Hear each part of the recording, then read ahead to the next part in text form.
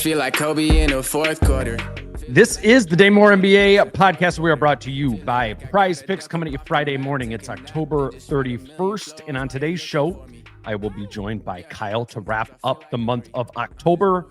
Kyle and I, for the season, we want to use the final Friday of each month to wrap up each month. Just kind of big picture things we're seeing, themes within the Wolves, kind of on a macro level. But we'll also mix in some NBA-wide themes in these as well. I know I have one NBA-wide one that I'm going to throw in here today.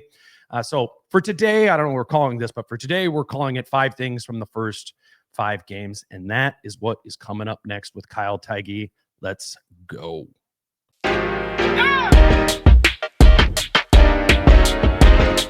Hey, yeah. All right. We are now joined by Kyle Theige. Happy Halloween, dude. Happy Halloween, man. More importantly, are you ready? I just wanted to ask you right at the top. Are you ready to get your cup on? Oh, for the is that That's this tonight, weekend? When does baby. that start? Oh, Tonight, wow. all NBA games tonight are NBA Cup. So get your cups on. You look like you have your cup on over there right now. Oh, this old thing.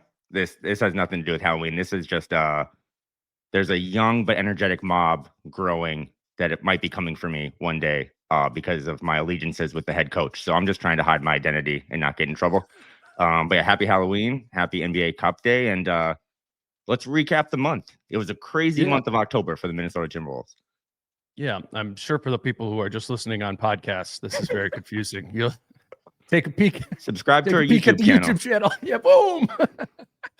Yes. So, you know, as we've said, Kyle's gonna be doing multiple episodes a week this year with me. And when we were talking about adding and how we wanted to add, we thought one thing we could do is just sort of the last Friday of every month, and Kyle does every Friday, would be to sort of do a big picture takeout of themes that have kind of come up. We'll call it 5 things from the last month. Just something that was cool, interesting, unique, or just a big topic specific to the Wolves. Or I think we also want to mix in some not Wolves specific, but NBA at large ones. So we each put together a list of a few things, and we'll go back and forth like we often do, but just we'll do it in November when we have a full month of November to do it. Obviously a smaller sample size in October. It's just been 5 games, so it'll be 5 things from the first 5 games. But yeah, is there anything else we need to do to tee this up? No, I think we'll probably talk some NBA big picture things too, right? But like, I know you have one in the chamber that is one of the biggest storylines in the NBA, but it also is one of the biggest storylines affecting the Minnesota Timberwolves right now. So Sure. I think it's just kind of a fun way to recap. I forget sometimes how long the season is and like how many trends and ups and downs can, go on. So I think it's kind of cool if we so what happened this month? Like, what did we learn? What went wrong? Who got fired? Who got traded? So I think we'll do this basically from now until April or May or June or whenever. So I know you have the best one, but maybe I should start because mine's sad because it should have been celebrated on Wednesday, but it was not because the Wolves failed to stop Austin Reeves. But I think my first one of like, what did we learn in October? What was the theme? It's kind of the Michael Scott, oh my God, it's happening. Like the Jaden McDaniels leap is real. And the first thing I think you got to point out without Anthony Edwards these last couple of games, Jaden has a career high by a mile usage rate. It's like 22 right now. But I think his points per game, 18, that's up. He's averaging 2 blocks a game. I think he's getting thrown into the defensive issues inappropriately, or like, and again, right message, wrong messenger, right? I'm very biased and I like watching him and I'm a big fan of his, but I don't think he's the problem with some of the defense. But yeah, he's also shooting 49% from the field, 38% from 3, and 85% from the free throw line. So if you round up, that's kind of 50, 40, 90 in a way, maybe. But I just think in general, it's been a really tough start to the season. And when you lose Ant and obviously Jalen Clark too, that we'll get into, but they have not had the hot start that we thought. They have not leaned into continuity. But when those types of players are out, Ant these last couple of games, when Julius was out for a couple weeks last season, you do want to see guys step up. You're kind of seeing the inverse with Naz Reid, who I know maybe is just still kind of in his head with other stuff going on, and I respect that. But with Jaden, it's like he has kind of taken the bull by the horns and tried to be better in transition for a team that still is kind of bottom, I think, 10 in transition pace and like rate and effectiveness. But when he gets out, it's effective. The blocks, I mean, he's now basically the best rim protector on the team, I think, for now, until Rudy kind of figures it out. And that's another conversation. So I think it's just a positive sign that you're seeing him do it. And you're at all these games, you're talking to Finch like in organic ways. It doesn't feel pressing. It just feels like in the flow of the game. And when the ball is moving more, Jaden's even more, attacking and more offensive. So I just think through 5 games for him to be posting career highs, albeit with a much higher usage rate, that's a positive for a team that's kind of scraping to find things to hang their hat on. Yeah, I feel like it's the Jaden McDaniels that Chris Finch has been telling us about for like 3 years, and something always happens from a trade. Last season they're supposed to put the ball in Jaden's hands more. You had Julius Randle and Dante DiVincenzo, and there's just less space, less usage available in the offense to maybe let him create a little bit more. But Finch has been saying all of these things for years, and just mentioning like little simplistic ways for him to get more, even when there's not even when he's out there next to Julius Randle and Anthony Edwards, who are sucking up a lot of the usage, right? And what are the things? Is playing in transition more often, playing off the catch. Actually, I have Finch. I think I might have played this yesterday with Britt, but I thought this was a good answer from Finch on McDaniels, what he's seen from him so far. Yeah, he's been really good. I mean, his numbers are super efficient. A lot of it's coming from the early attack, which is good. He feels really comfortable at that point in time. I think he's making good decisions there. He's got to stay confident in his shot. It's 3 out of 4 from the 3-point line, and a big one we needed it. So that's the thing too, right? Is like whatever it is that Jaden's doing, you don't want him to have that week or that couple of games where the shot isn't going in or these things aren't working, and then some confidence goes away, and then he's not even taking the shots again, or he's not looking for him as much.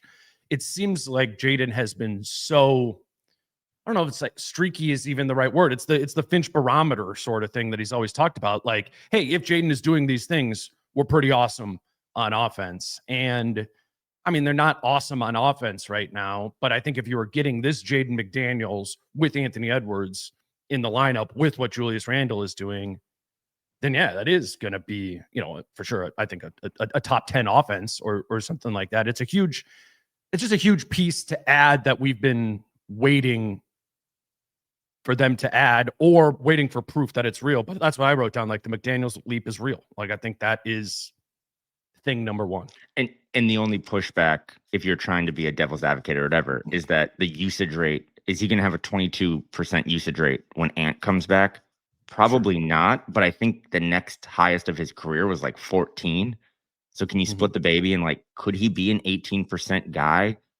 He's shown now that this team doesn't have a ton of guys who are confident getting their own shot, which is disappointing, because I'm talking about guys like Terrence Shannon Jr. and Naz Reid. I actually think Rob's been shown flashes of actually getting to his own spots and stuff. But when they don't have that primary facilitator out there, which Ant, we're talking about point Ant, and we want Ant to become more, Jaden's ability to get his own shot in like broken half court sets, but then also too, like that 3 he took in the slot in transition, that's just a shot. I don't think he wouldn't have made it in the previous years. I also don't think he would have taken it, because I don't think he would have had the confidence.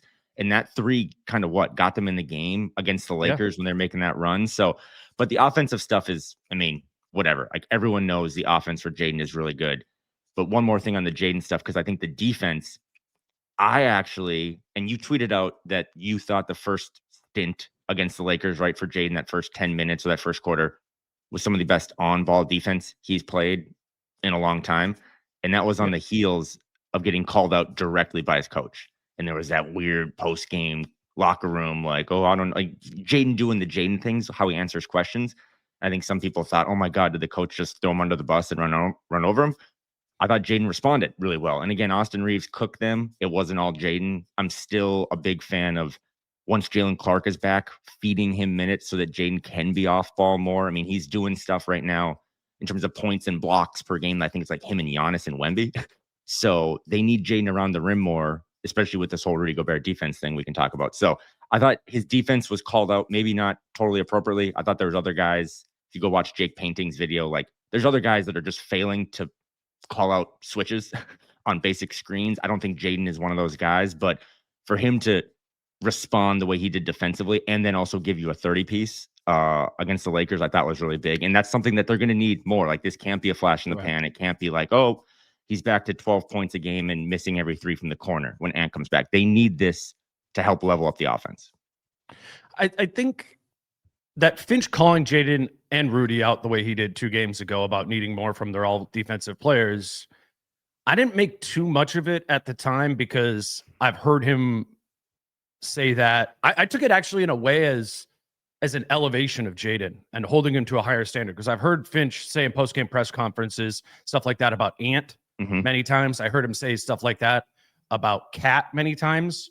Randle, he doesn't as much. We know there's that, it's kind of navigating, keeping at peace with Julius. But I think now with Julius, seemingly more settled and stuff like that, I think when Julius has a bad stretch or a bad game where he's not doing something that the team in that game needed him to do, I think Finch just calls that stuff out. I think he's been that type of coach in the media for a long time. And I get what you're saying of like, wait a minute, the defense hasn't been good, and he's pointing at the 2 best defenders on the team, and Jaden McDaniels and Rudy Gobert. I said this yesterday with Britt too. I think Finch is pointing to that because he's like, this is the only guy. These are the only guys who can elevate. I don't think he sees the ability to do a lot more defensively from the other, 5 or 6, 7 guys in the rotation. Does that make sense? Like, he's not going to, you're not going to call out Rob Dillingham for better point of attack defense because he knows the limitations of Rob Dillingham's point of attack defense, or Mike Conley or Dante DiVincenzo or whatever. He's seen Jaden McDaniels play better point of attack defense. He knows the Wolves desperately need point of attack defense right now with Anthony Edwards and Jalen Clark out. So I think it was just him a little hot in the moment of like, yo, if we don't contain the ball at the point of attack more and have better rim resistance, our pick and roll coverage is cooked. And so I think it's just like, though Rudy and Jaden need to get better there. Otherwise, we need to play defense differently, which would change a whole bunch of different things from them from a coverage standpoint and all that.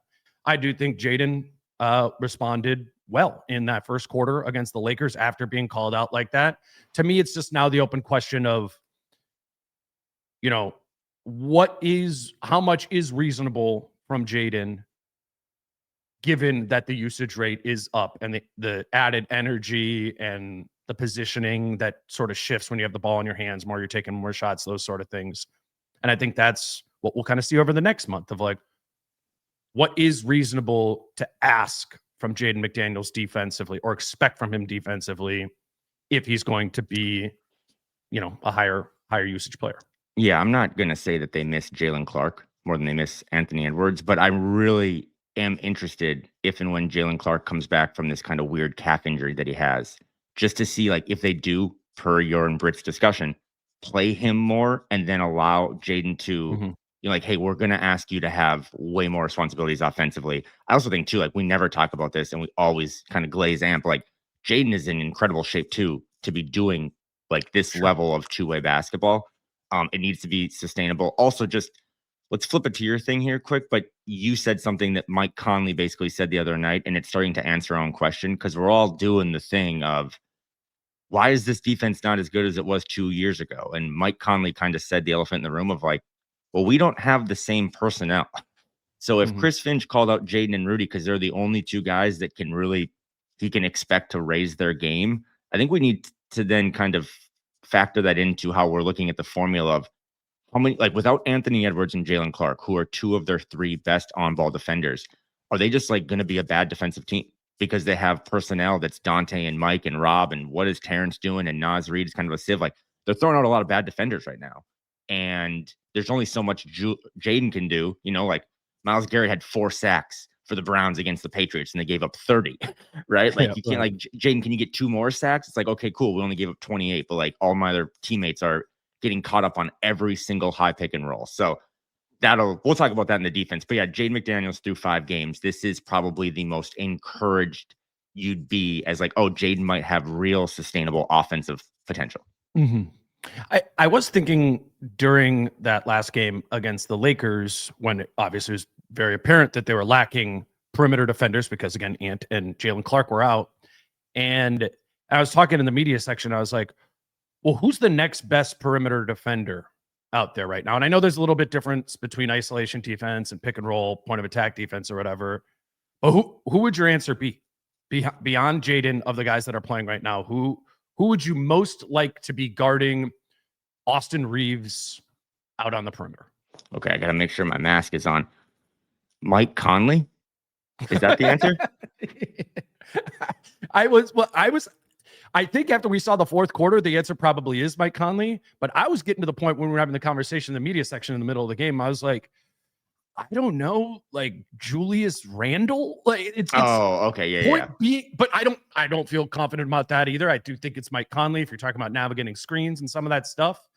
But just as far as like an isolation perimeter defender, when there's no Ant and no Jalen Clark, it goes Jaden, and then I think we used to think that answer to that might have been Dante DiVincenzo. I'm not sure. Yeah, right. Like no. So yeah, I say that to just bring up the point that there's a huge gap between Jaden and the alternative options at the moment. And to that end, to win these games, I don't think Finch was wrong in saying that he needed more from Jaden, even if I hear where you're coming from of like, really, that's the guy we're calling out. I think both make sense. I want to talk more about the defense later on in another theme of mine from the best month of the year, but the coolest basketball take I think going on through the first couple weeks of the season is what you want to talk about. So cue it up. Yeah, let's grab our first break, and then we will come back with my first thing from the first 5 games of the season. Today's show is brought to you by Prize Picks, and there's no Wolves game tonight, so you'll have to branch out to other NBA games to put together your NBA Prize Picks lineup on Friday evening. Then on Saturday morning, you can go and you'll be able to see where Prize Picks has the Wolves players' stats at. But because I'm recording this on Friday morning, I'm going to give you some NFL picks from the Sunday slate. There are so many options you can take more or less than at Prize Picks. I honestly go and look at Prize Picks to make some of my actual fantasy football lineup decisions.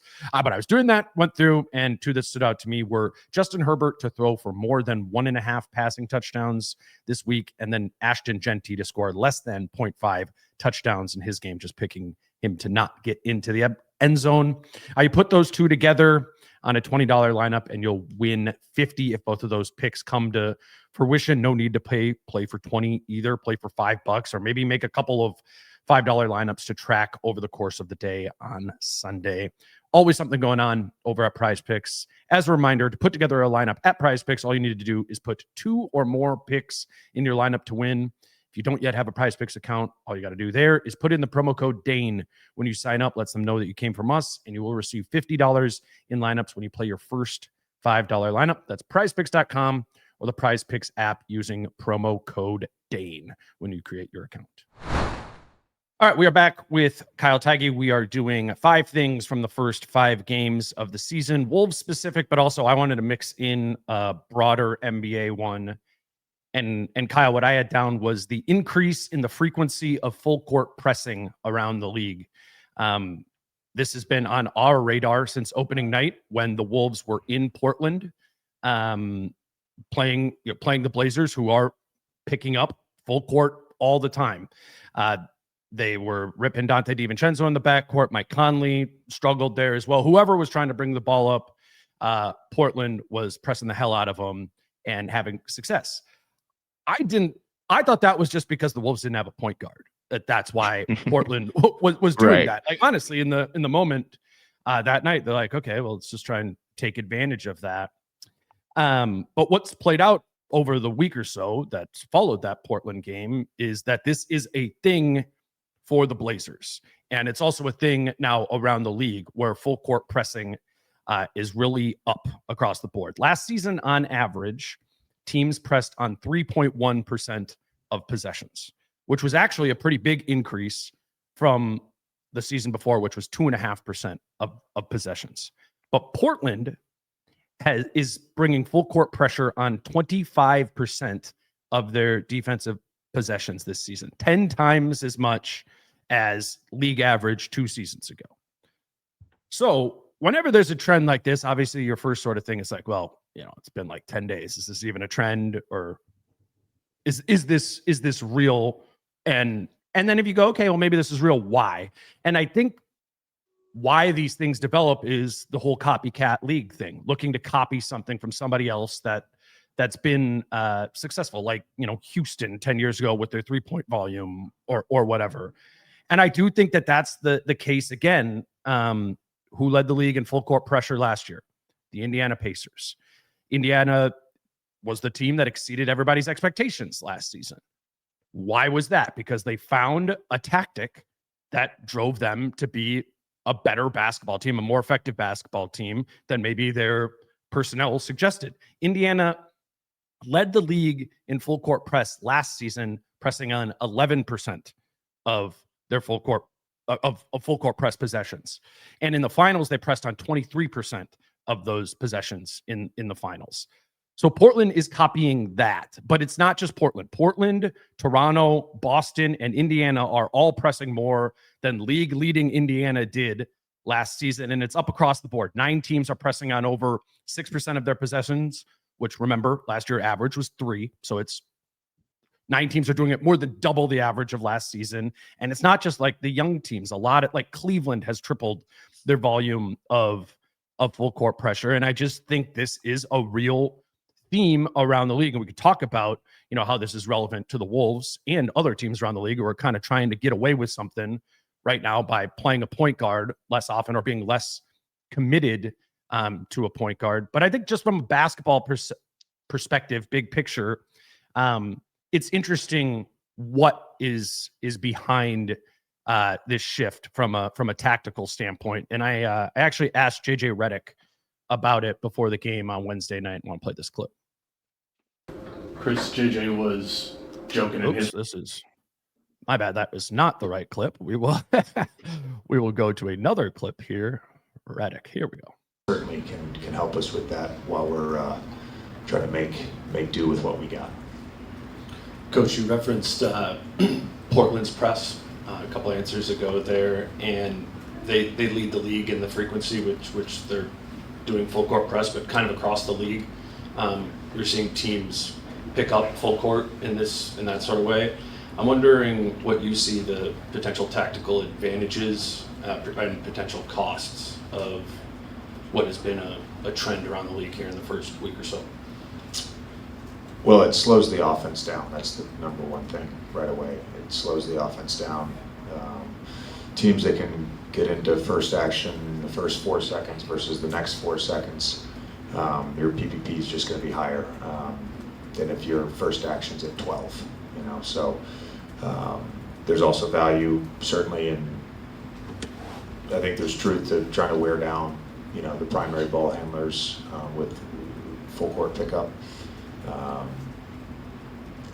You could go back and look at the possession game on this too. Like if you're creating turnovers, that helps you in the possession game, right?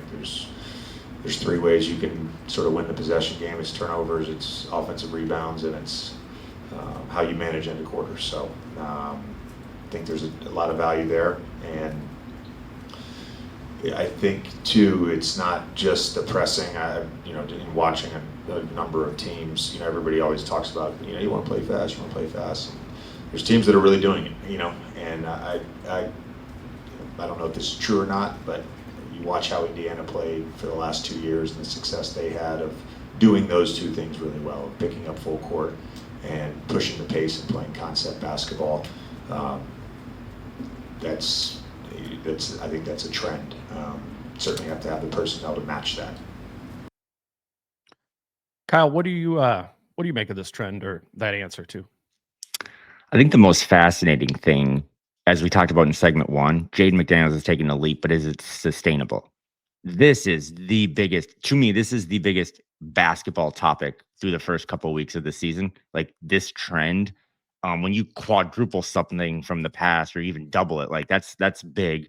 And you are seeing more teams. And I think it's important to talk about this because at the same time, some of the teams that were gassed up the most to be like a contender, to make a leap this season or to be fun to watch were teams like Houston and Dallas and Orlando and Minnesota.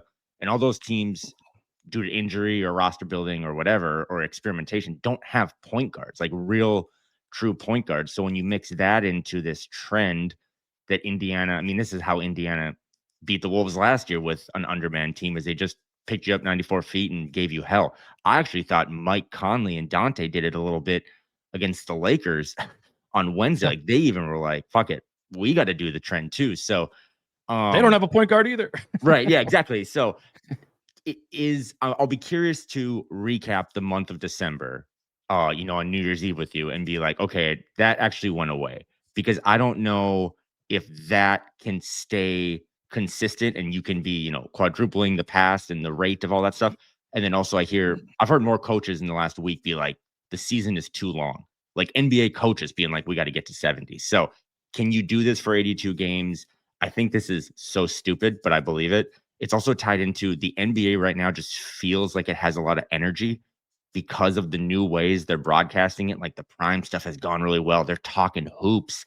Like the NBC stuff is like retro. And like, I think everyone associated with the league just has a lot of juice right now, which is how you can kind of play full court basketball. But it does. I mean, watching that Blazers game, how many times I look over at you and be like, dude, the Wolves are getting into a set with 11 seconds left on the shot clock. And that just blows up because a lot of times if you can get the ball over half court with 20 seconds left, right? Like you can run an action, and then if it breaks down, you can maybe get into another action. Or you start something with 11 seconds left, you get one shot at the action. If it doesn't work, you're getting a grenade. So I think it's a really smart thing. I do want to see if it's sustainable. I do want to see the teams, like you said, Portland is young, but you think of Drew Holiday, who's older, but like they're mostly young. The Pacers are super young. Will some of the older teams be able to do it, right? Like, even like a Nuggets, like, will they start to do it too? But it's definitely the most interesting thing to kind of look at on any game you watch on League Pass or any other streaming platform. Is that team trying to pick their opponent up 94 feet because it's clearly working early in the season? Yeah, it makes math sense too, and it's almost interesting that this inefficiency hasn't been tapped into more. In ways, it's kind of like the shooting more threes versus more twos from an expected points produced standpoint. You look last season in the league, and in half court possessions, not transition, teams on average scored 0.98 points per possession, right? So it's like a 49% two, right? And in transition, the average team averaged 1.25 points per possession in transition. That is a gigantic gap between the expected points generated when you're playing in transition versus when you're slowing it down in the half court and you're running a pick and roll or an isolation or whatever it might be. So what teams have been doing last season, like the last few seasons, transition frequency has been going up, but particularly last season, because they're going, well, how do we get less of these 0.8 possessions and get more of these 1.25 possessions? It's the same thing of how do we get more threes and less of these tough mid-range twos? It's very much a similar thing. And what I think is cool about this full court press thing is it's a counter move to that. It's a counter move to like, yeah, of course, these teams should be trying to run against us, because when they do, they're going to score at a higher clip than once they have to slow it down and play in the half court. I talked about this on Kevin O'Connor's show earlier this week with Kevin, and to be fair, like I'm stealing these numbers from Kevin's article here, but I feel like we kind of started the conversation, so I could steal a little bit of it. But after I did that show, I had a former Wolves assistant coaches with a different team now texted me about this. He said, this is a really good thing for you guys to be talking about. And he said, the text said, it's the future. Pace is up across the board, and with it, offensive efficiency. What can the defense do to counter? Within 5 to 10 years, every team will be pressing full court. It's the only logical adaptation.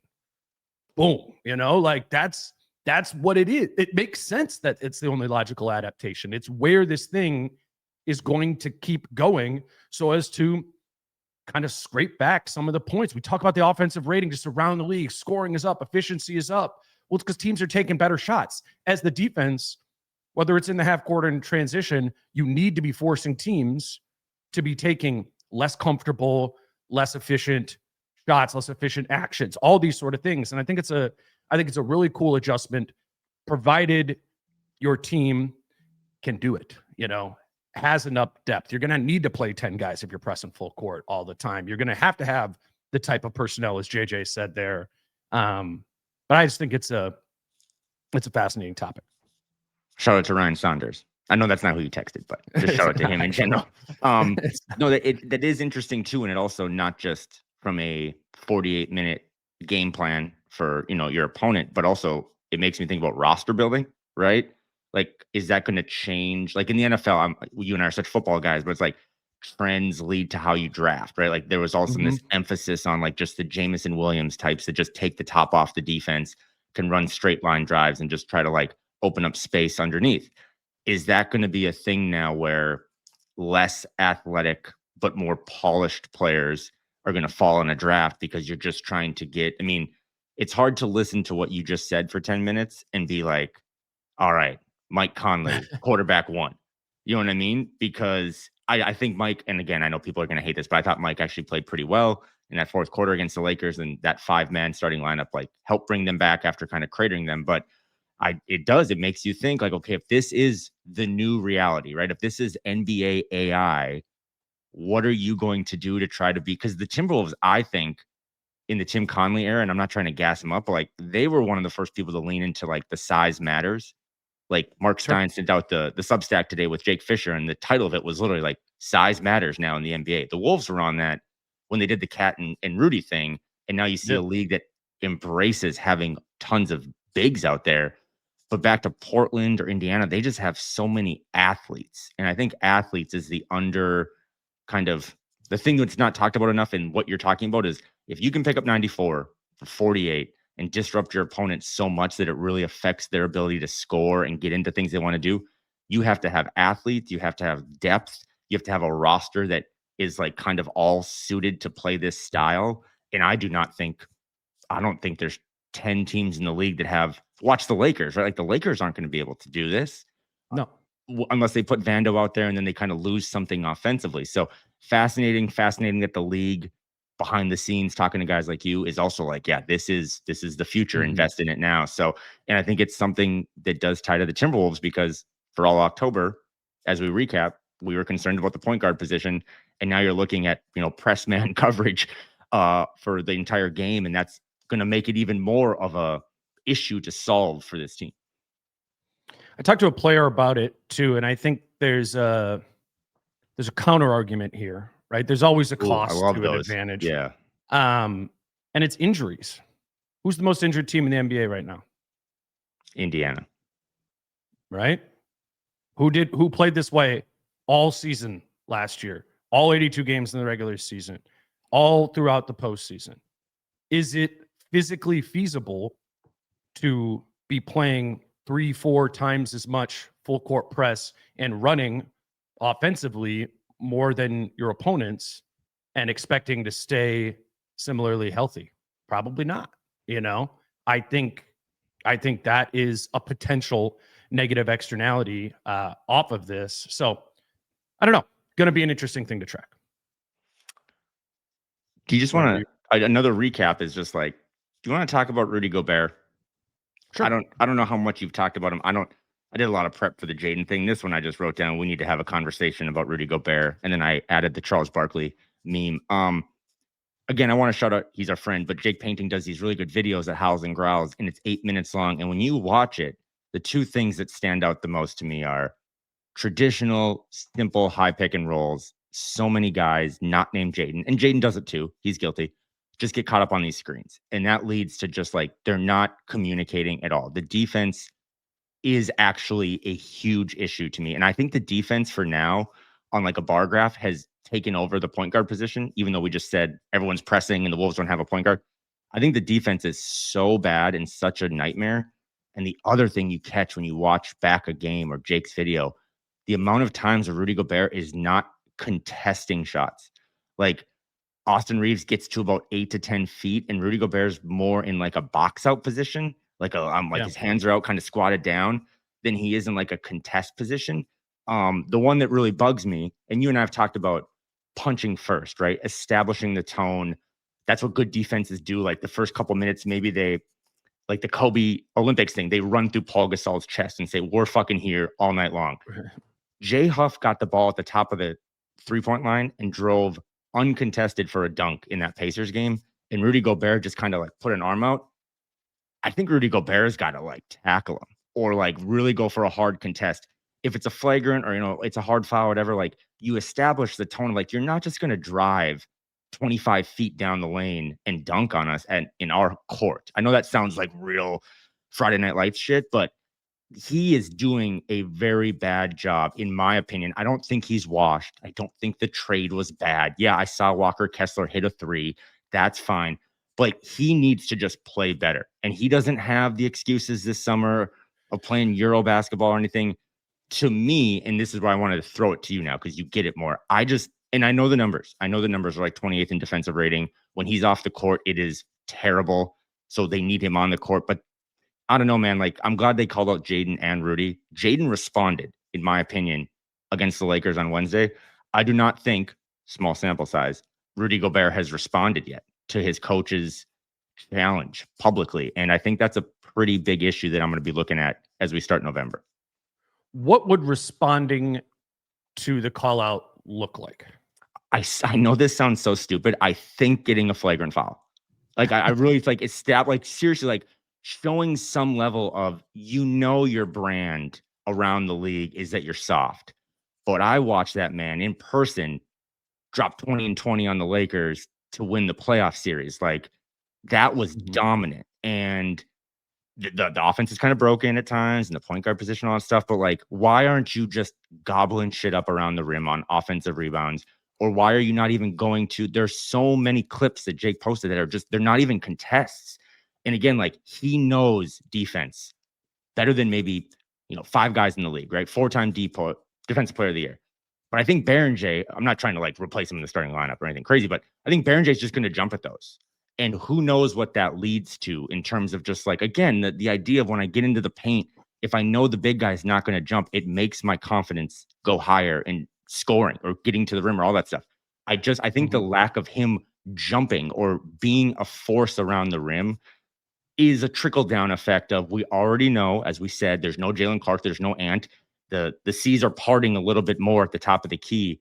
I need you to be a stronger backbone. And it's unfair to him a little bit because, again, 2 of the best 3-on-ball defenders, perimeter defenders, are out with injuries.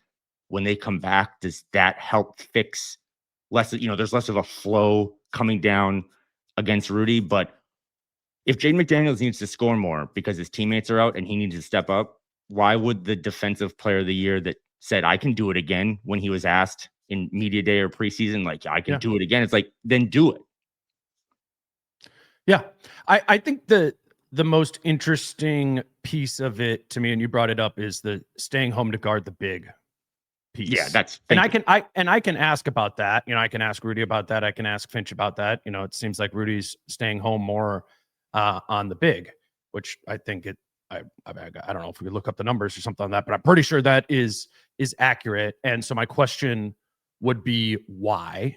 Why is that being so prioritized when it's Austin Reeves cooking, Luka Doncic, whatever? Shouldn't we maybe be prioritizing slowing that down a little bit more? And it seems like Rudy is not prioritizing that and is instead trying to take away the lob to DeAndre Ayton or Donovan Clingan in the other game, whatever, Isaiah Jackson in the Pacers game. Is that a sign of him losing some ability to guard 2 the way he used to, 5-6 years ago when he was starting to win defensive player of the year in Utah, or even a couple years ago in Minnesota? Is it a losing a step element? I'm sure there's probably part of that. I've thought about this with Rudy like for a while, and just kind of this archetype of player like Rudy, like guys aren't afraid of those anymore. I think if you brought prime Rudy Gobert from like 8 years ago in Utah to the NBA today, you would see Rudy Gobert get challenged at the rim a lot more in the modern NBA today than you would have 8 years ago. I just think it's something that the league is less afraid of. They've learned that a never mind is almost never a good strategy, and might as well just try to go through it. Maybe get, draw a foul on Rudy or something like that, or find the drop off. I wonder if the power of the drop coverage center in 2025 is just lower across the board than it was in 2018. Mm-hmm. And then you mix in, he's 33 versus 27. They don't have the point of attack defenders right now in these first 5 games for the Wolves. He's also not involved in the offense in Minnesota hardly at all. And in Utah he was, and it's a weird thing that bigs kind of do, but I do think a lot of coaches believe that correlates. You involve the rim protector on offense a little bit and you get more from them defensively. I don't love that that's a thing. I don't think that's very logical or like mature, but I do think there's some truth to that there too. So I'm glad you brought it up. I'm looking for explanations as to why, but I think your bigger point of just like, they got to do this. Like Rudy has to be better here. I don't really care what the bullet points are, because if he's not, it kind of feels like we know what this team is, and that's a mediocre defensive team. And it's hard for us to believe in this team big picture if we believe they're more of a mediocre defensive squad. That's why I bring my loved ones to the airport and not put them on a train, because you worded that better than I could with the staying attached to the big, because that's it. And you should ask about that, because it's a real thing now that when you rewatch a game and maybe even in the moment, but why are you not just trying to contest it? And I do think, and this is real, even though you'll roll your eyes, I think players are more incentivized now to challenge the big too, because I think if you get that poster dunk, like it makes you go viral. Like I think they're more fearless attacking these bigs too, just because it's like, what do I have to lose? Like a missed shot, like whatever. But that's why, again, I'm not doing the thing of Rudy Gobert's playing bad basketball for 3.4% of the season, bench him and start Berenjay. But when I watch Berenjay play in Summer League with you, it's like the one thing he's going to do, because he doesn't know all of the fine tuning, he hasn't read all the defensive textbooks that Rudy's played, he's just going to contest the shot. And who knows what the outcome of that is? Maybe it leads to an offensive rebound. Maybe the big that he didn't stay attached to flush dunks it on a tip, right? But I think some of that stuff, like I don't think opponents are scared in general going to the rim. And I think against Minnesota, they're like, bring it on. Like we have no fear getting to the rim. Whether you're Luka, Austin Reeves, or even like Drew Holiday, right? Like guys just go at the rim. And then big picture too, like, one of the things, like, how do you make an impact? How do you do that? And I said, flagrant foul. I also don't love when he's trying to get a rebound and he's like not really jumping and he's doing the tip thing. Like grab the ball. Like I think Berenjay is going to grab that. Julius grabs it. Jaden grabs that thing out of the fucking air now. So I just think he's never been a truly dominant type center, right? In terms of physicality, he has been a little more finesse. It's worked for him. He's a Hall of Famer, but he needs to set the tone. If Anthony Edwards gets blamed as the quarterback when the offense doesn't go right and he's, set the tone, why would it not be that same energy for the guy who's won 4 Defensive Players of the Year? I think he has to play better. I think his teammates have to do like, hey, give me a little help on the perimeter. But I mean, this is why you signed him to an extension, is you thought he would continue, again, an extension, by the way, that is a little bit of a pay cut. So like you probably factored in a little slippage of he's not going to be 100%. He's going to be 90%. He's not 90% right now. And I think it is not the reason, but a main reason why the defense has been 28th through the first week and a half of the season. We'll keep moving here, but the Berenjay thing has me thinking of another maybe rationale that's going on in Rudy's mind. Berenjay, you're right, would go for more blocks, right? Which would either then the big would be more open, right? Then Luka or Reeves is throwing the lob to Ayton and he's dunking it there. Like I think you're right. Berenjay goes there more often and you probably trade some Luka Reeves from that area for Ayton dunks at the rim. What you also probably get is Baron J fouling a lot, right? If you or any big, right? Yeah, When they're for sure, going yeah. for it in that situation, can't you just see Luka coming to a stop, pump, Baron J lands on him? All right, 2 free throws. I think you get a lot of that, which would be true for Rudy too. I think Rudy is scared shitless of getting in foul trouble right now. I would bet that's a factor of it because he knows how terrible the defense has been with him off the floor. I'm sorry, this probably sounds like I'm making all of these excuses, but no, I think that's really smart. He's like, I have to he- stay out here, so I have to stay Right? attached to the big. I'm not going to contest. But now we're kind of in the damned if you do, damned if you don't. Yep. Where it's like, okay, well, if you stay out there for 48 minutes and you never contest a shot, we're going to get, lapped by our opponent anyway. So like, and I would wonder also too, when I think about this Rudy Gobert stuff and this slow start to the season, I just have to bring this up. But like when we're in Portland and we're talking to an exec of the team, it's like, I was told that the Baron J acquisition was similar to when you have one old dog and then you get a puppy and the old dog like gets re-energized. That was told to you and I. Like, Rudy has really good energy this summer because we got this young French pup literally, and it's kind of rejuvenated him. I have not seen that translate onto the court, but I've heard that in practice it's there. So maybe that's it. Like, I know that sounds so simple, but maybe he's just, I can't afford to leave the court. And then the other side of that is like, okay, but when you're on the court, you need to make more of an impact. So that's another thing to just put a pin in, because if he were to just, the Google Excel sheet, if you just take the bottom corner and stretch it out for November and he plays defense in November like they did in October, they're going to be 6 games below 500. Like that's that's a guarantee. So he's going to have to figure it out. They're going to have to figure it out. But it's definitely a theme from this first month. Today's show is brought to you by our friends over at Falling Knife Brewing Company. And for years, we've been telling you all about how Falling Knife is the place to go watch Wolves games amongst Wolves fans in Minneapolis. But we understand for some of you, driving out to Falling Knife might be a hike for you.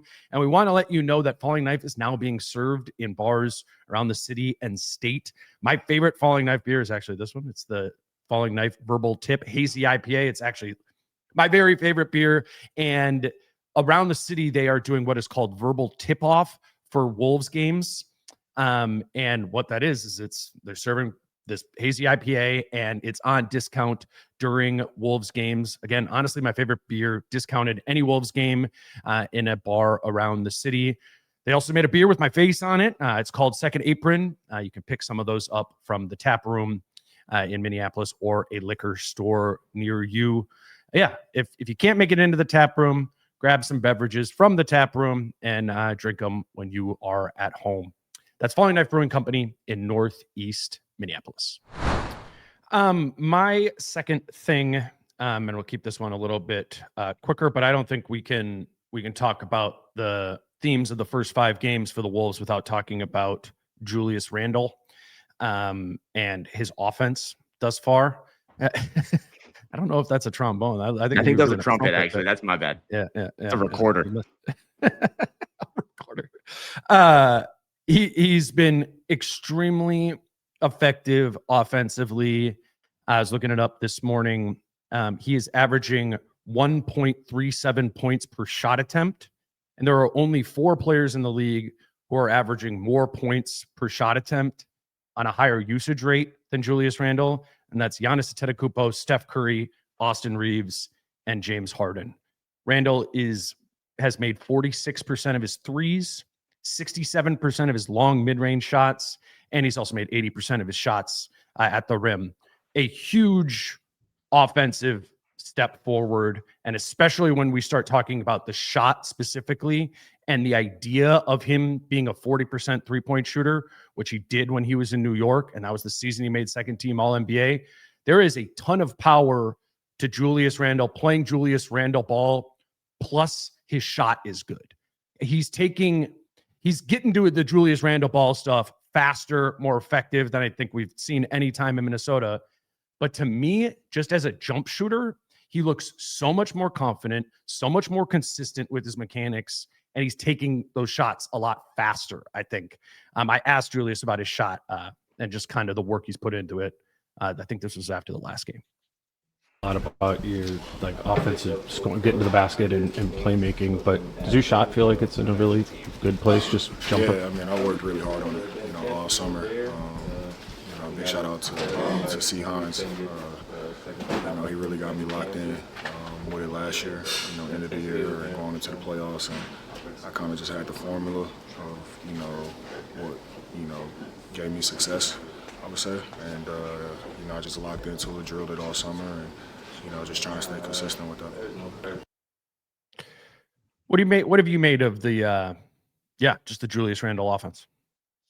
Well, when you remember, I'm going to answer your question. What do I think about the Julius Randle offense? When you remember that they acquired Johan Berenjay as part of the Karl-Anthony Towns trade, and I think that kid's going to be really, really good, I can't help but think they might have won the trade, because I think Julius Randle right now, without Ant, is playing, again, the record's not going to reflect this right now, 2-3, but I think he's playing like all NBA level basketball, all-star level basketball, hitting on all of our preseason predictions. I think he's been awesome.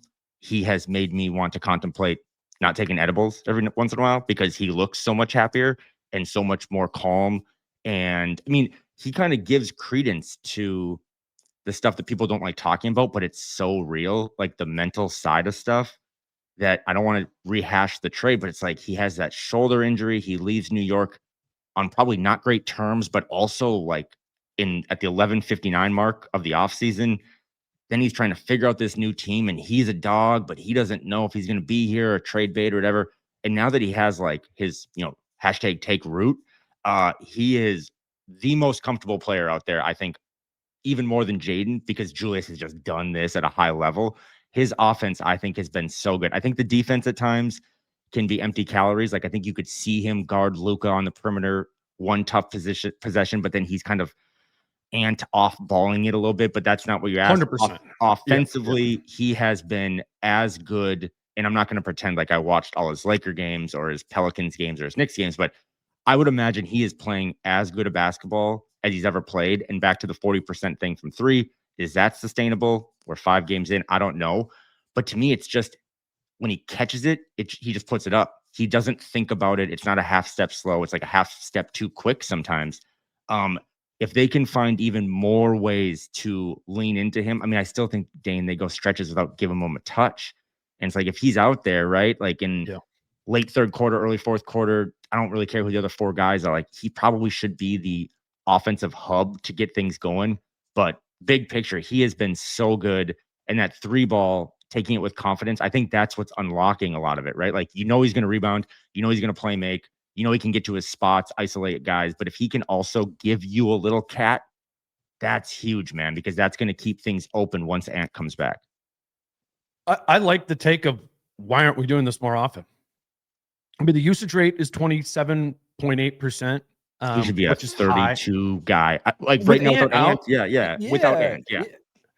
You're talking about like those stretches of time, and I'm definitely noting it in my notes during the game of like, okay, that was 3 possessions in a row where they didn't play through Julius, and I just wonder in some of those spots, I'm like, okay, you had the opportunity to just play this possession, elbow extended on the left side through Julius Randle, and instead you went to run a dribble handoff with Rudy Gobert and Bones Highland, and I mean, that's like kind of in Bones' skill set, and that's what Rudy is, a good dribble handoff player.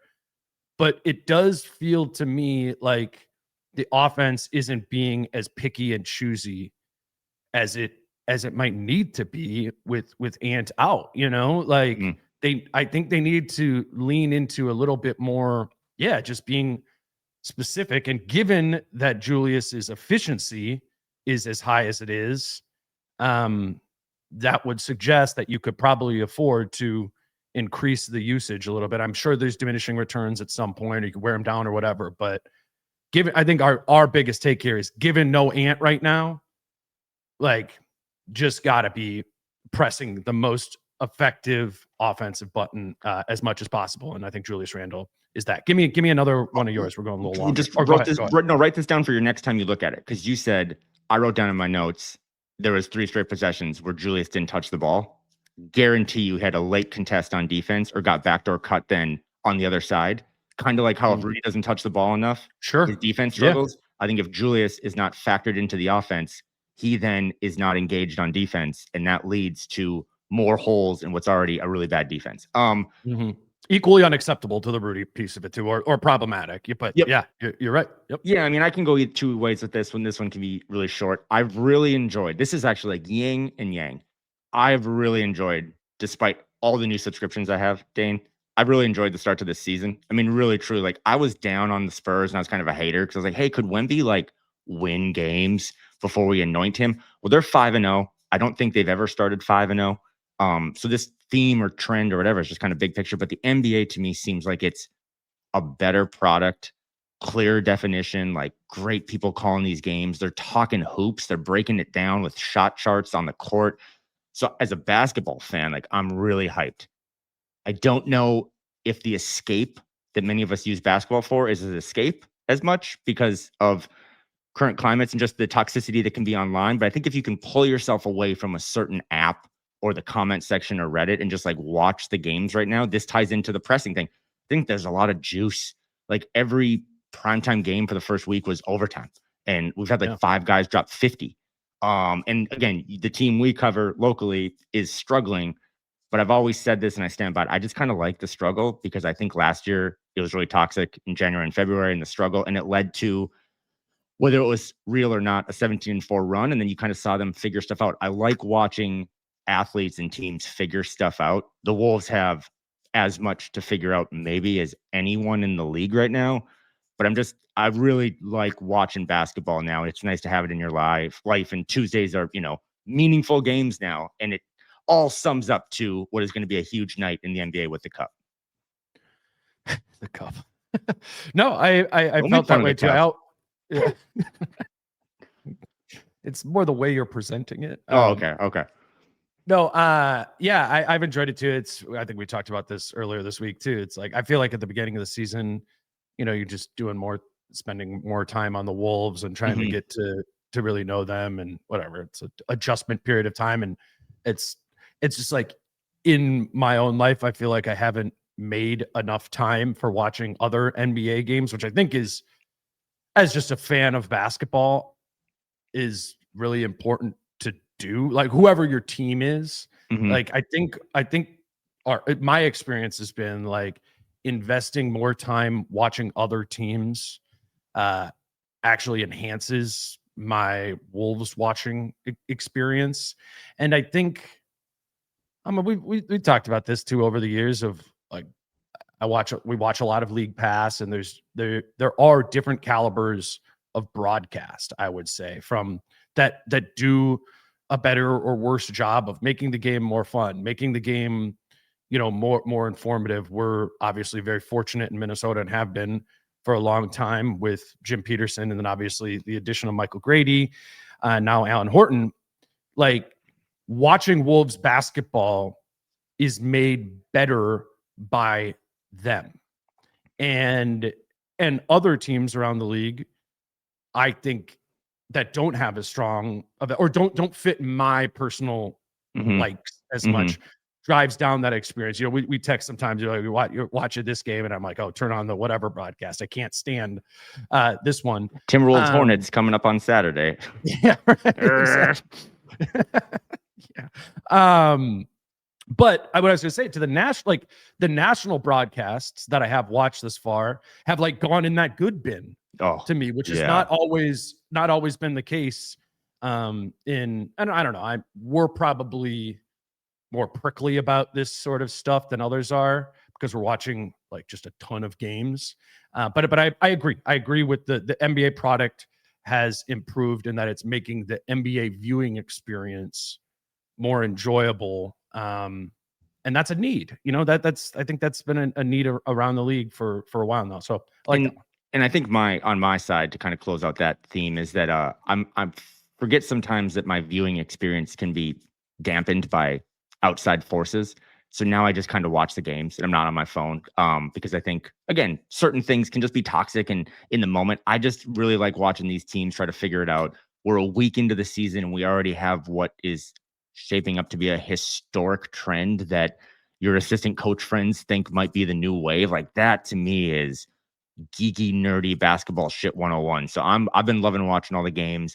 And then on a local level, it's like, okay, this team is basically not doing anything they said in the preseason and training camp and has not got out to a hot start. And they're showing you, ironically, how much is on Ant's shoulders, which I think is kind of a subtle takeaway from all this stuff. It's like, oh shit, maybe it's hard to ask him to do even more sometimes when he is the guy doing all this other stuff. But it's been really fun. It's glad to have basketball back. I'm not a basketball fan typically in previous years when football's still going on during the week. And it's like basketball now takes the big TV. So good start. I mean, again, despite all the money that people have to pay, not just to get to these games. I know the Wolves right now might be like the 5th most expensive ticket for a family of 4, but those things have to kind of settle themselves out. But if you can get access to watching these games, the games themselves are very high level in a sport that, you know, we questioned, like, can people play hard for 82? Through the first couple of weeks, I think you're seeing high level from the highest level athletes in the world.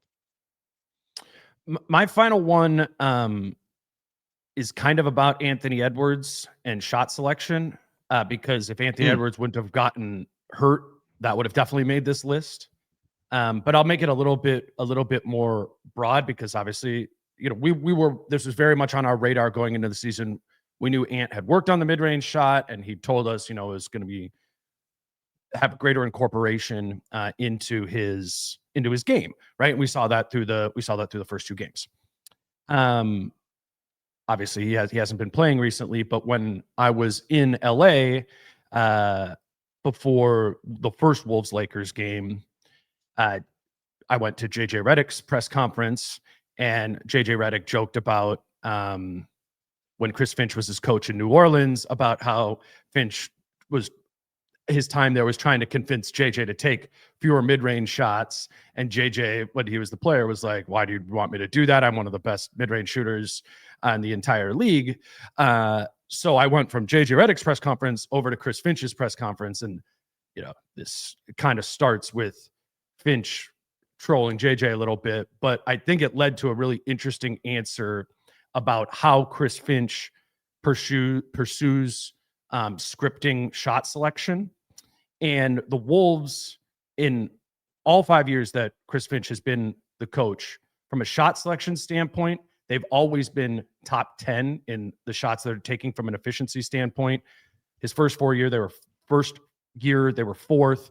His second year, they were 3rd. His third year, they were 8th. Last season, they were 5th. And thus far this season, they're 9th in location effective field goal percentage, which is just quality of shot selection. So Finch has been a good coach at coaching shot selection. I thought this was a good answer about how he does that.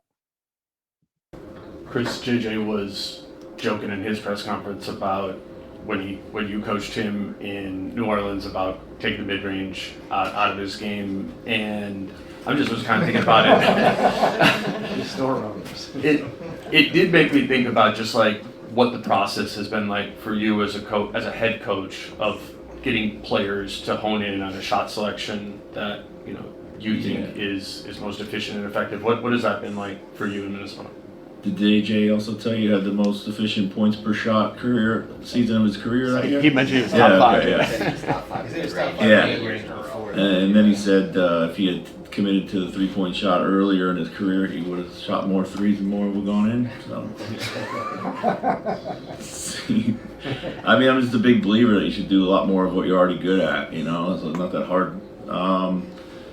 Yeah, I know. You know, of course, mid-range shot. There's a place for it in the game. I think you know, we don't have a zero tolerance policy about it. We understand like where the line of efficiency is with the number that we can take generally. It's not an equal opportunity thing. It's not like everybody should be able to take them or get to them. I mean, oftentimes they come at the expense of other great shots that are on the floor. That's one thing. As an education process, we're really, really big on shot selection and trying to teach our guys not just like the shots they take, are they good or are they bad? It's like, what are the other things that are happening on the floor that we could got to better shots? And then, of course, all the benefit of taking the right shots, getting fouled more, getting offensive rebounds, et cetera, et cetera. So we're pretty obsessed by it. I'm pretty obsessed by it. And, you know, there's something about the mid-range shot that feels really comfortable to people because you can create it all yourself. and you can rise up. And we saw at the end of the Portland game, how necessary it is. And that was a great move by Anthony. He got clean to it, and he got a great look. And in that situation, it's a highly effective and efficient shot, more so than a step back three, which has a tremendous amount of variance. But it can't be at the expense of all the other things that you really do well, or what drives efficiency. Great question, Dane. Great question. I'm afraid I would never say this if I didn't have the mask on, but I thought that was a really smart answer from a really smart coach. And it does kind of show you a little insight into, how they educate their players on, again, like, I don't think we came into this pod of what did we learn in October and be like, they take dumb shots. That's not one of the errors of this team, defense and some of these other things. But that's a really cool answer. And I also think it's a really cool moment to, like, he did coach JJ Redick. JJ Redick was could be a mid-range assassin. And just kind of how the game has grown from when JJ was, again, like JJ Redick now coach of the Lakers, like he was a dude in the league for a while. And to see, again, as we talk about trends and themes, like what are the new trends? What are the new themes? What are these teams behind closed doors trying to educate their players on doing? And I thought that was a good glimpse into that. Yeah, I had to go look up those numbers because I remembered in a previous season, that they were really efficient and effective from there. I think it was the 2 years ago when we talk about like the defense being as good as it was, like they were the inverse of that defensively, where they were making teams take the most difficult shots at the highest volume. So Finch teams have been really, they appear to have been as obsessed about shot selection on both sides of the ball as Chris Finch just said they were. I mean, you can talk about Rudy Gobert being on his team for a lot of those seasons. That's going to drive a lot of efficient shot selection on offense and drive down efficient shot selection on defense. They have, talented shooters from the perimeter and at the rim, all of those sort of things. But given that it's a 5-year sample size and that the Wolves have been at the top of the league in shot selection efficiency for years, I do think it's fair to say that is a Chris Finch thing that he does and is, driven effectively for this team, amongst other things that have been a struggle, of course, like we talk about all the time. I am not a full subscriber to the stylistic approach of Chris Finch, but sometimes things like this make me question, am I being reactionary in these times when I see things not working? Yes. And not looking at the aggregate. You know what I'm saying? Yeah. No, I mean, in general, are people being reactionary? Yes. I know this was about offense, and that was a great clip. I'm glad you've added more clips into these pods. We all enjoy them. So thank you. I couldn't help but think when you mentioned the thing about the defense 2 years ago, because that was one of the takeaways, right? Not only are they really good defensively, they're forcing you into what is deemed the worst shot in basketball. I can't help but think all the athletes or different personnel they had that would run the opponent off the 3-point line, force them into the middle, and then they wouldn't go to the rim because Rudy Gobert was more of a threat there. And it's like, I know this was an offensive take and theme, but it does kind of tie into the defense of like, they don't do that as much. They don't run guys off the 3-point line as much. And then if they do, those guys are like, oh, hell, I'll just go to the basket because there's not a lot of resistance there. So cool way to tie in an offensive to a defensive thing. But yeah, I think, it's kind of a bummer, right? Like Anthony Edwards is going to now miss the longest extended period of time that he's missed in his career. And a lot of these pods we're doing now, we could just say like, hey, Ant's hurt. So, go buy a house but drink some beer at Falling Knife. Like Ant's hurt. We'll see you tomorrow. So I'm excited to see when he comes back in a week or so or whenever and see where his shot diet continues to grow. Because we have such a small sample size with him. And the biggest memory of Ant through these first 5 games is him hitting a mid-range shot to win a game. So I want to see, 30, 40, 50, 60 more games of that. But until then, I think everything we talked about in the last hour, it's going to have to be addressed by the coach and the best defensive players on the team, Jaden and Rudy, and then the best offensive player on the team in Julius. So looking ahead, not to like close this out, but like looking ahead between now and 2 Saturdays from now, the next 2 weeks, they play one good team, the New York Knicks. But as we just talked about, all these other teams that you would deem are bad, that the Wolves would have taken for granted, are playing super hard, right? The Kings are bad, but they play hard. So it's there for them in these next couple of weeks to kind of get back to that early start, continuity, bullshit, whatever. But are they going to figure it out? And are their best players that are available now going to be able to kind of take lead and level this thing up? Yeah, no, I think the next week is going to be huge and telling. That's, they have Super telling. Yeah. like they obviously didn't have a game on Thursday, don't have a game today. You get a little bit more practice time. You get a little bit more film time for Finch to be able to drill into the things that I'm sure they got a longer list than 5 things from October that they're trying to drill into. I think they've had the time to do it. Ant gets hurt and the next game is a back-to-back, like they didn't really have any time to stylistically or systemically really adjust in a major way for Ant's absence. So I think you add a little bit of practice time, think time for the coaching staff, and then you get your next 2 games against the Charlotte Hornets, or won a couple games, in the Brooklyn Nets. It's a really good opportunity, even just in the very immediate, to get on track and rolling, and hopefully turn that into some momentum that makes a game against the Knicks a competitive one, even if it's without Anthony Edwards. Yeah, and that extra practice time. Maybe my other theme should have not been about how clear the Amazon Prime feed is, but whatever you think about the coaching staff and the players right now, one thing is true, and anyone would say this. You would say this. Britt would say this. They are experimenting more than they have in the past. I've always called like this coaching staff conservative. They're trying new things. And again, we're done here, but like I thought Rob gave them good minutes against the Lakers, and I'll be curious to see, does he get another 16 minutes? Like he doubled up Bones on Wednesday against Lakers. Does he continue to get a little more of a leash to try to figure out if he has, I'm not trying to figure out the best 5-man lineup right now. I'm just trying to get like little things like, do him and Nas have good chemistry? That's something we're going to see over these next couple of weeks against some bad teams. Like, can you build off that? Chris Finch is all about stacking skills. I think this team needs to, without Ant and Jalen Clark, just find things that they can slowly stack on. Because for better or worse, I mean, at the end of the day, they're 2-3 entering the weekend, and a lot of guys just haven't played well. Nas and TJ and stuff. So, yeah, I think these extra days off, you rarely see, right? Like 2 random days off in the early part of the season. Maybe they can benefit from a little bit as they go on a road trip now against Charlotte and the Nets and the Knicks. You got anything else? We're going to wrap this up, kind of give what the schedule is going to be next week. Let's hear it. When am I working? Well, not really. Because, oh God, okay. Trick or treat. Because I am going to New York for the game in Brooklyn, and against the Nets and the Knicks.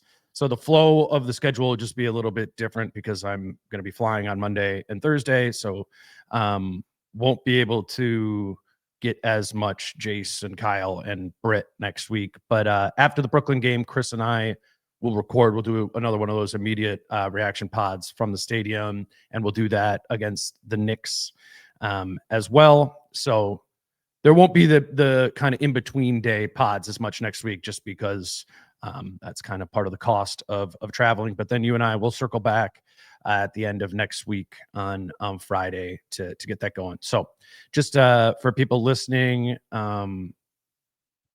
we've been on a cadence of doing pods like the next day after every single game. We try to stick to that as much as possible, except for on the weekends. Like, so they play Charlotte on Saturday. We're not going to be throughout the season. I'm not going to be getting up on Sunday mornings and doing pods for that. Those will typically wait until Monday morning. And because I'm flying to New York on Monday morning, there won't be one on Monday morning either. So the next time you hear from us will be after the Brooklyn game on Monday night. And yeah, we're just trying to make the schedule work as best as possible. And I think it's okay to take a weekend off from podcasts as well. So that's all I got. I think I'm excited because you and Chris are traveling, and we've talked about how you and I travel based on people that support those that support us. But I think it's a really important time. I always think back to that Toronto Raptors game when they had the awkwardness on the court and there was no reporter in the locker room. I think right now we need our favorite beat reporters and beat podcasters to be as close to this team as possible. So I'm kind of glad that you're going to be on the road this next week, because it is, I'm not panicked. It's 4% into the season, but I also think there's real shit going on. And to have you and Chris there to be able to talk to these guys pregame, postgame in the locker room, they have a lot to figure out. And I'm going to be curious to see how they go day by day, and the quotes and the clips that come out of these next couple of games. Yeah, no, I am too. This time of year, that's why I travel more at the beginning of the year. I just think there's a lot to be learned every day when something is very new. So we'll track it through New York. Chris and I will, and then we'll be back with Kyle to wrap up the week next week. Yeah. Until then, you guys can follow Kyle on Twitter. You can consume Jake and those things that we were talking about there. All the writers. There's a ton of stuff to think about, listen about, read about this team. If you could slow yourself down enough to, kind of get out of the frustration of how poor the start has been. And also, like, I get it if that's not what people want to do. People talk to us all the time. It's like, I listen to you all the time after the wins. Yeah. If that's what it is, that's what it is. I get it. We want this to be an enjoyable experience. It should be. It's sports. It should be as fun as possible. That's what we're trying to make it serious, but we're trying to have fun with it too. As presented by our screen right here with Kyle. I forgot I do have my Men is Black gun, right? Let's go. Men in Black gun. Yeah, there you go. Men is Black. I was at 4 different Spirit Halloweens yesterday, and I'm telling you right now, those people deserve so much more money than they make. Yeah. There is nothing more. You think when the Pacers pick you up full court, it's chaotic, man. Go to Spirit Halloween on October 30th at 4 p.m. with all the people that forgot to get a costume. So happy Halloween again for anyone that's still listening to 75 minutes, and be safe tonight. Have a good weekend. This team will be here for a while, whether they figure it out or not. So be safe, have fun. Shout out to all the little ones going trick-or-treating, and we'll be back next week. Yeah, until Monday with Chris Hine. He's Kyle. I'm Dane. Peace out. How I'm feeling, man, I hope it never stop, yeah. Green and hot so you can find me in the crowd, yeah. Don't let standards ever bring you down, yeah. Hope you dancing like